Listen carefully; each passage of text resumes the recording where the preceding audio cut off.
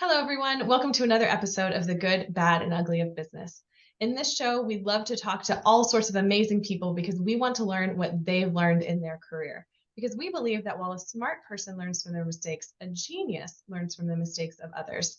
And I tell you guys this all the time that I bring the most amazing guests, and today is no exception. You're really going to want to tune into this episode. Our guest today is an expert at seeing the unseen. And you might be thinking, Catryn, what does that mean? Well, he knows natural resources like no one else. Today's guest, Howard Crosby, is the founder and CEO of a company called LGX Energy, where he specializes in natural gas, oil, silver, you name it, all of the things under the surface that we don't normally see. So we're really glad to have him on the show so we can dig deeper. So Howard, welcome to the show. Thank you very much, Catryn. It's a pleasure to be here today. Look forward to visiting with you. Yes, absolutely. And so for the listeners, I'm going to give them a little history on me first, because it's really going to help this conversation. Many of them may not know that I spent 20 years as an environmental engineer and consultant in the US and abroad as well. So I have a lot of knowledge on how things work in the mining world, how environmental regulations work, and how environmental activists and those kind of lobbying groups can affect the decision making. So I think that's going to be a really great discussion, and I'm very excited to hear your point of view. But before we get into that more controversial bit, please tell us a little bit more about LGX Energy and what you do.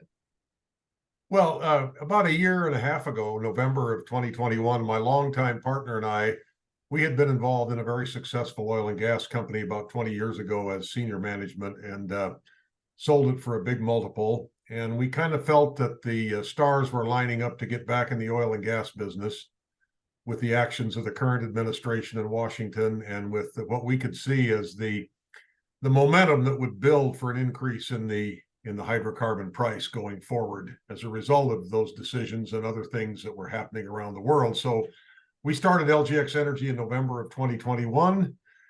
We bought a subsidiary company that had been operating in the Illinois Basin in January of 2022, and we've been busily developing those assets ever since, and are very, very excited about the prospects going forward. So for any of your listeners or whatnot that would like to learn more about us, we have a website, lgxenergycorp.com.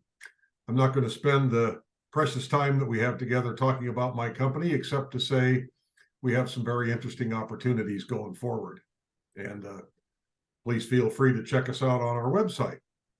Well, and I said in the beginning that you're an expert of all the things underground, because not just oil and gas, you also have a silver mine. You also have experience in other precious metals and things that have been mined out of the ground. How did you get into mining? Well, I got a very good education by getting a bachelor's degree in history from the University of Idaho in 1965. But my introduction to the industry really happened. I got my brother-in-law, my late brother-in-law, who passed away last year, got me a job out of college working for Westinghouse as a technical writer in their nuclear power division, and I ended up going from there. I worked for United Nuclear and got involved in the uranium business back in the late 70s when it was booming. That got me an introduction to the mining industry, and it just kind of went on from there. And my interest level peaked in it. And so, I've worked building and selling major mining projects, oil and gas projects, all over the last 40 years. So for instance, in 2006, my partner and I bought the second largest primary silver mine in U.S. history. It was about to close down. It was owned by Coeur d'Alene Mines. We bought it from them for $15 million, redeveloped it. It's still operating today, producing 2.5 million ounces of silver a year in the Silver Valley in North Idaho. Also got involved, in acquiring a big gold mine from Newmont back in 2002. We were a little early on that before the gold price started its meteoric rise, but better early than late. And then, of course, worked in oil and gas and all kinds of other things. I had a big titanium project. So yeah, I've been involved with. I'm a director right now, actually, a non-executive director of a copper project that's going public on the NASDAQ either late this year or early next year, with a world-class copper project in Chile. So fantastic. Yeah, I got a lot of exposure to a lot of commodities, and there's a uh, tremendous misunderstanding of the role that commodities play in the world economy going forward, particularly as Absolutely. it relates to, the proposed transition from traditional sources of energy to so-called green energy methodologies. And the amount of misinformation that's out there is stunning. Well, I mean, you think about all of the different technologies, and I know this was something that I would work on, was some of the electronics recycling, the e-recycling, because there's so many precious metals that go into our different electronics, whether it's in our laptops and our cell phones, these really, main consumable products that people have every day that I don't think they realize at all what goes into making them. Right. What are So the inputs? I mean, every one of these cell phones has got a little bit of silver in it. It's got some rare earths. The case is made from petroleum. If you look at just oil, for instance, there's over 6,000 products that we use every single day that are made from oil. right. We're not just talking about diesel fuel and petrol in the tank of your car. We're talking about the frame that your computer's on. We're talking about the comb you used to comb your hair this morning, and all kinds of other things that you would never think of. Your clothing is probably derived from oil, and all kinds of other things. You can look it up online. I mean, there's over 6,000 products that we derive from petrochemicals. It's quite And I think, staggering, really.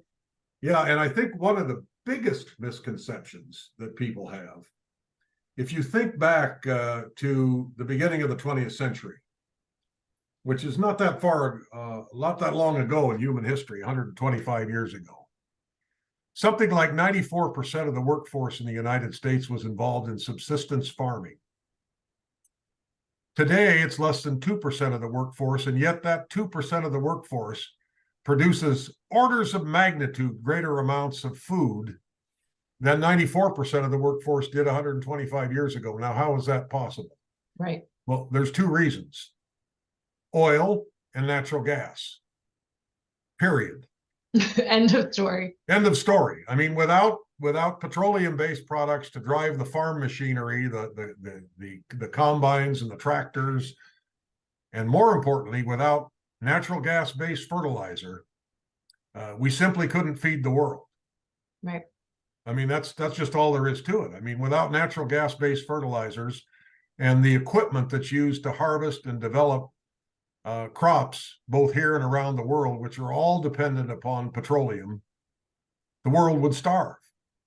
It's really amazing to think how quickly we have detached from what keeps us alive, right? Well, it reminds Food me, and water. as I said before we started the recording, it reminds me of the tulip bulb mania in Holland in the 18th century. I mean, the mania that surrounds what's going on, as if somehow we can magically transition away from fossil fuels, is lunacy. Yeah. Frankly.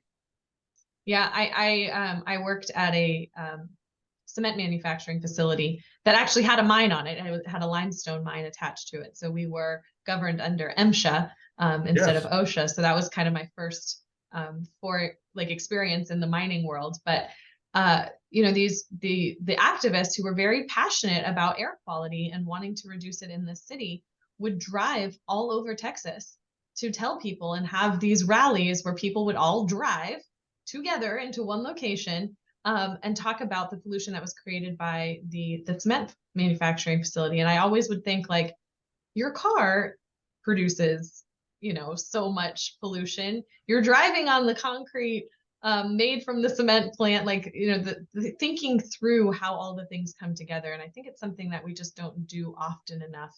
Our society is so fast paced as it is that no one stops to slow down and think about where the things that they're using really comes from and how to make a difference. And I think that's the other piece that people struggle with, is they feel so overwhelmed with, oh my gosh, the sky is falling, Chicken Little, how can I possibly make a difference? And it gets really confusing for people.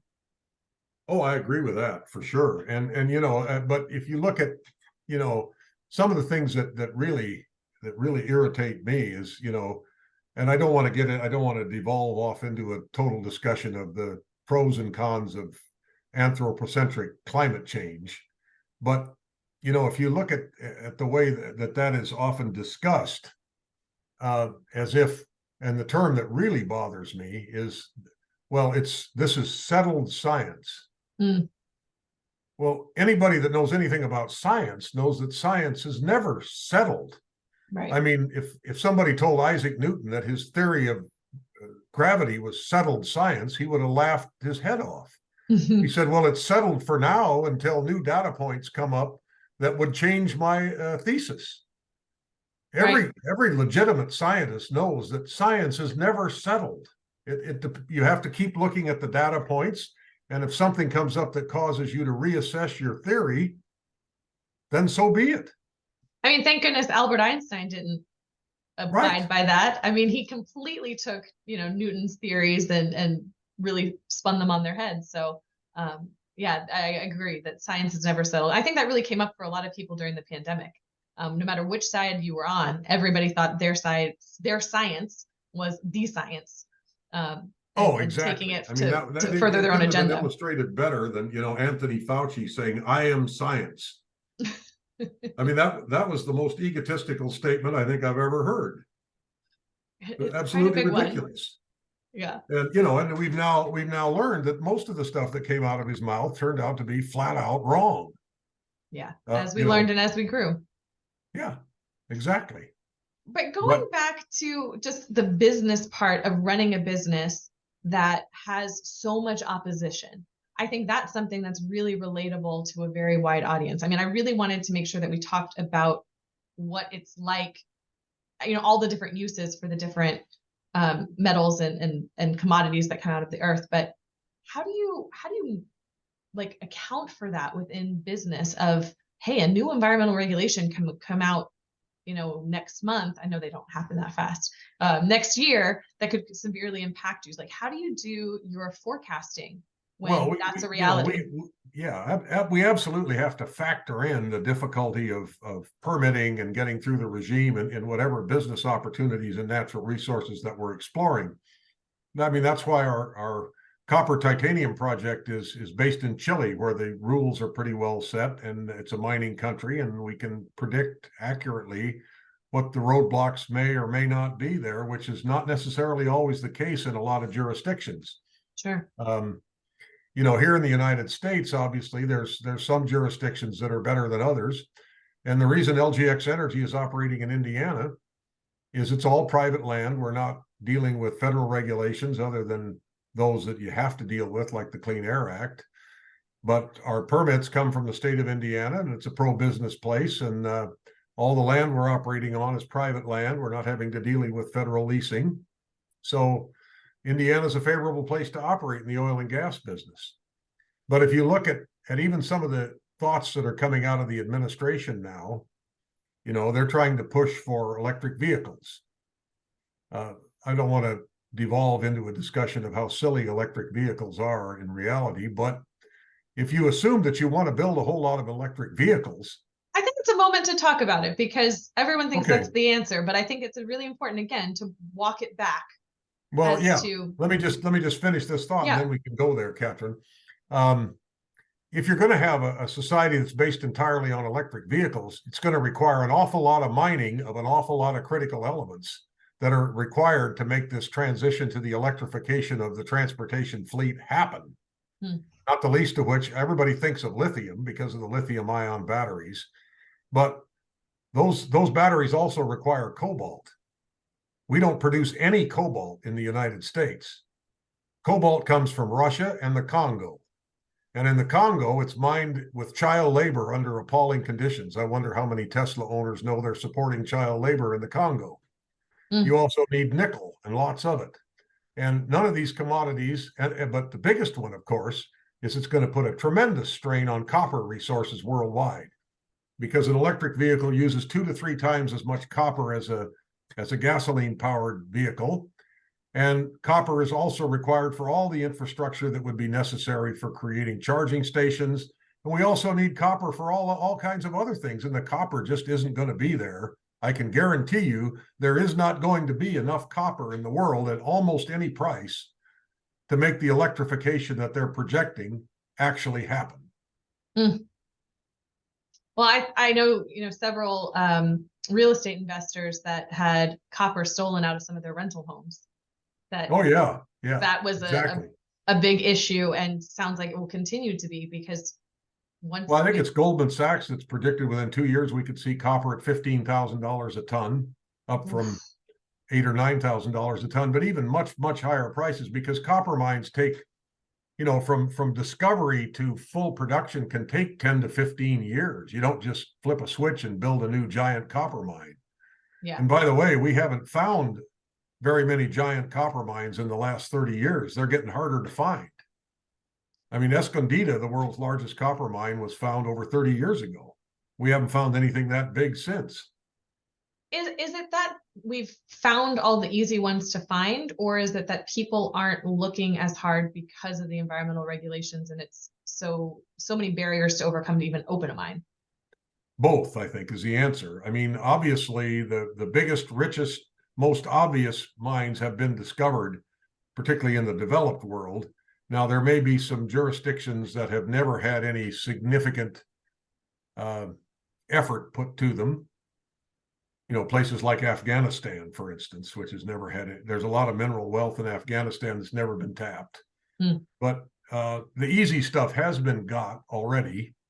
And, the answer over the last 10 years, with very, very little money put into exploration for new assets, is that the major mining companies have managed to maintain their output by changing their cutoff grade and mining lower grades and larger tonnages, and that's worked for a while, but that solution's already been done, so it's not going to happen again. Right. So there's going to be a real crunch the more you get into this whole electrification movement to try to find the resources that would even make it possible. It's kind of overwhelming. I mean, I can't imagine living through that day in, day out. Obviously, there's going to be some solution. Humans are incredibly innovative, and I believe in the human spirit to soldier on and find a way. Well, totally. What sort of innovations are you seeing within the mining aspect? Well, I think, some of the biggest innovations that are potentially out there to make a transition away from fossil fuels, assuming you deem that that's a worthwhile thing to do. And I mean, and I'm partway in that camp, because natural gas is so important for food production that I hate to see us burning natural gas to generate electricity. Right. That seems like a waste of a precious resource. But having said that, there are a lot of other longer term promising technologies that could extend the life of pollution free fuel for a long time. For instance, titanium. If we can develop technology to reduce the cost of creating titanium metal from titanium oxide, for instance, titanium is always found in the oxide form in nature. It's found as TiO2 because there's an incredible affinity for titanium and oxygen to bind together. So titanium is never found in the metallic form in nature. It's never found as Ti. It's always associated with oxygen. Well, the current process for making titanium metal involves a 14-step process called the Kroll process, developed by the Germans back in the 30s, that's expensive and takes 14 discrete steps and 2 weeks to complete. Wow. So titanium metal is very difficult to obtain. There is research going on into ways to short circuit that and reduce the cost of getting rid of the oxygen. And if those were to become commercially viable, there's remarkable things that could be done with titanium. For instance, if you had a titanium engine block in a internal combustion engine instead of what we currently have, you could run the engine dramatically hotter and you could produce substantially more energy and without any emissions out of the tailpipe, because you'd consume all the fuel by burning it much hotter. It's just an engineering issue. You wouldn't even have to have a radiator because the melting point of titanium is so high. And also it's lighter than aluminum and stronger than steel. So there's multiple other applications. The latest generation of commercial aircraft, the giant A380 by Airbus and the new Dreamliner, largely have a titanium hull. the skin of the hull of the aircraft is a titanium alloy called 6-4 that makes the airplane much lighter and stronger and able to, they wouldn't even be able to get the A380 off the ground with a traditional fuselage. Oh, I can't imagine the fuel requirements it would take to get lift. Exactly. So, there's one thing. Another thing is I have a friend of mine that's developing a company that's involved in some battery technology that uses zinc to convert hydrogen in a new process. A lot of the automobile companies in recent years turned away from hydrogen research to focus on electric vehicles, which I think is going to prove out to be a catastrophic mistake.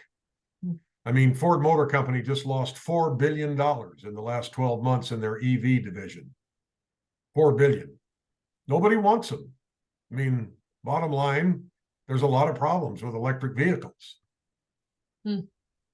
It's interesting because I have noticed, in the last few months, seeing so many more Teslas on the road than before. And I know, several friends and neighbors, family members that drive them and absolutely love them. And, they just see that, hey, I'm saving money, every month versus filling up with gas or diesel and driving their other vehicles. But I think about I'm here in Texas, and in 2001, in February, we had the Snowmageddon, right? Where Texas was so close to having the entire energy grid shut down because there were so many different, factors that were contributing to it, but everyone was so cold. They had their heat so high. They're just, the energy load on the system was so great. Right. And I think the more we keep adding this stuff to it, the more we're straining this grid, and there's no investment going into the existing infrastructure. We don't have to go back that far. Last summer, not this summer, but last summer, we had 1 week, Governor Newsom came out and announced that by 2035, we'd only be able to have electric vehicles sold here in California. The very next week, the head of our energy grid came out and said, listen, if you have a Tesla or an electric vehicle, please don't charge it for the next 7 days. The heat here in California, the grid can't take it. So don't charge your car for the next week, please. It'll overload the grid. Wow. And that's already, that was last year. And there's there was an announcement not long, I forget how long ago exactly, but they were going to shut down Diablo Canyon, which was our last operating nuclear power plant here in California because of environmentalist pressure. And now they've reversed that decision and extended the life of Diablo Canyon because obviously it's base load power that's not dependent on the wind blowing or the sun shining. Right. And you've got to have base load. That's the bottom line. If you're going to have an electric grid, I used to live in Walla Walla County up in Washington State before I moved here. And we had the largest wind farm in the country in Walla Walla County along the Columbia River. 600 megawatts of wind power. Pretty big wind farm. And it was owned by Florida Power and Light. Mm-hmm. So if you look at the map, southeastern Washington is quite a ways from Florida. Pretty much as far as you can get. Well, unless you go to Alaska, yeah. Right? True. So I had lunch with the project manager there a couple of years after the wind farm was fully developed, and we got to talking, and I said, how's the wind project going? Oh, it's all right, he says. I said, well, that's not exactly a ringing endorsement. Well, he said, we have some problems. Well, I said, such as? Well, they're a maintenance nightmare. The blades kill a lot of birds. But the biggest problem is, the two biggest problems are the power isn't always real even the way it pulses into the grid. So we have some dirty power issues. But the biggest problem is, as a utility, we have to supply power to our customers at peak load. And typically that happens when the wind isn't blowing. So we have to keep a power plant on standby, ready to kick in and cover the needs of our customers when there's peak load demand and there's no wind blowing. And we can't store the energy. We don't have any way to store the energy when the wind's blowing and we've got more power coming off the windmills than we need. So I said, well, you guys are smart. You knew all of that ahead of time before you invested the $800 million. Oh, yeah, we knew that. I said, well, then why the investment in these windmills way up here in Washington State? Oh, he said we got enough green credits that with the windmills, we were able to build a 1,500 megawatt coal-fired power plant in Ocala, Florida. Wow. So the windmill investment was just considered part of what they needed to do to get the coal plant they really needed. That's fascinating. Yeah. That's really, really fascinating. And you know, another thing, Catryn, that my late brother-in-law pointed out to me, we've had so many discussions. He was such a wonderful guy and such a smart guy. Bob Ferguson was his name. But he said, you know, if you look at energy, the whole energy portfolio, the only type of energy that actually has to do a life cycle assessment before it ever goes into operation is nuclear. They have to look at the entire life cycle of that project.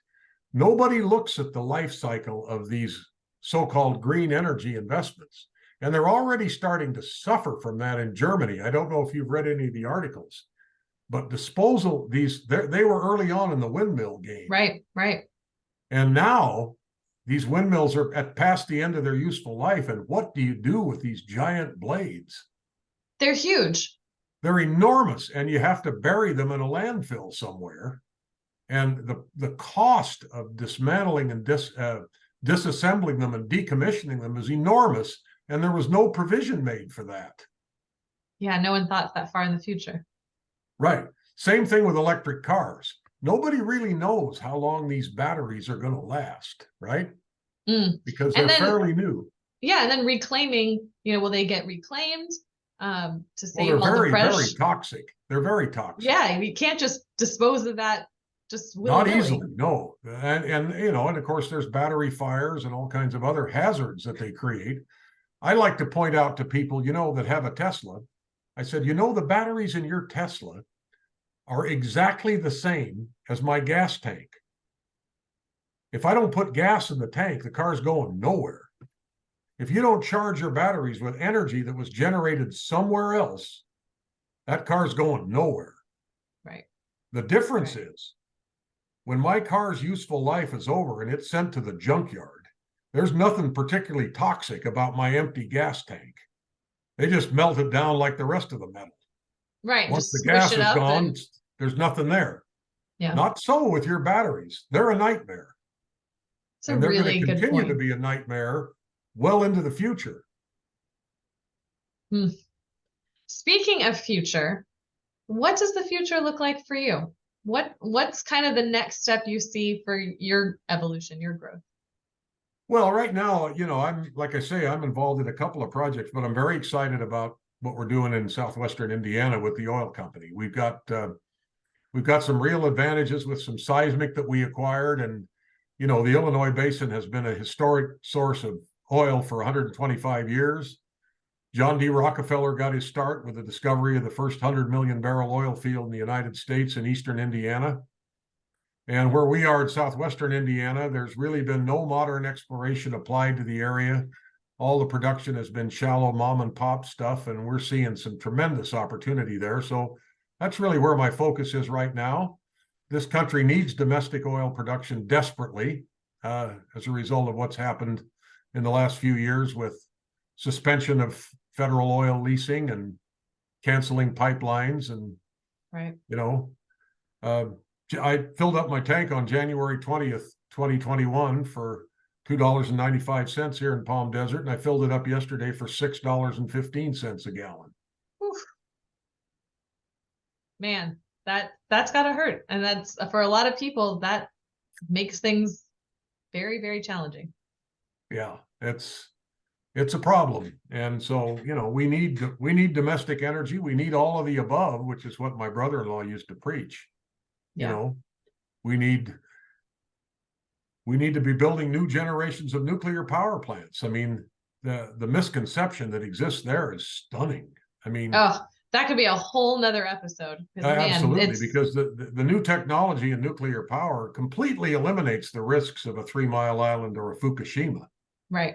And I think, you know, when I was working at the cement plant, one of the things that when they were projecting the air pollution, air quality, is by not doing anything on the industrial side, but just there would be a measurable change in the air pollution in a positive way just by having the vehicles change over, just by the new technology that was being put into the existing fleet of vehicles. And so I think about that all the time of we've got so much new innovation and new growth that building a new plant would be so much better than having these existing plants that have been grandfathered in and having them continue to run and having to bootstrap them together and making things work and having to do all of the things retroactively instead of just having the great new technology that we have now.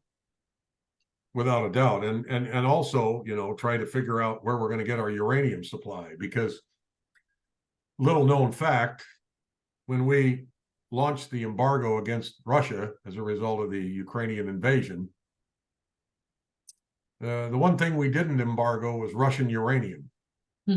So we're still importing uranium from Russia because we don't have any here, and our plants need it. Wow. Yeah. It's interesting for sure. Well, I have enjoyed our conversation so much, and I love to end each interview with asking the guest a question, and that is, how do you define success for yourself, and how do you measure it? Oh boy. I'd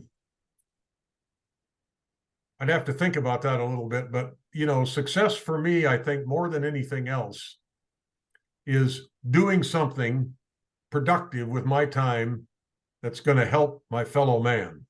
And one of the things I'm proudest of is what we did when we bought the Galena mine in 2006. Coeur d'Alene Mines was preparing to shut that mine down. They were on a mine out mode, and we bought it. We raised money. We invested $65 million in upgrading and exploring. The mine is continuing to operate now at 2.5 million ounces of silver a year under the name America Silver now, but we saved 285 high-paying jobs in northern Idaho that would have been lost forever after that mine had shut down and flooded. I think with what I'm doing now, if we're able to produce the kind of results I think we can in southern Indiana, we're going to create a lot of good jobs, and we're going to produce oil that's needed for American society, and that's a worthwhile thing to do. I love that. And just from our conversation, it's very clear to me what a big thinker you are. You see things on such a grand scale, and I think that's something that the world needs a lot more of. And I want to tie this back to your uncle, the famous crooner and actor, Bing Crosby. He was a phenomenon, loved by so many, continued to love by so many, comes into all of our homes every Christmas, if he's not in there other times of the year. Do you think having that connection with him and seeing things in a way that most people don't experience, do you think that impacted kind of your big view of the world? Yeah, I was particularly fortunate. My dad was his Irish twin. They were numbers 3 and 4 out of a big family of 7.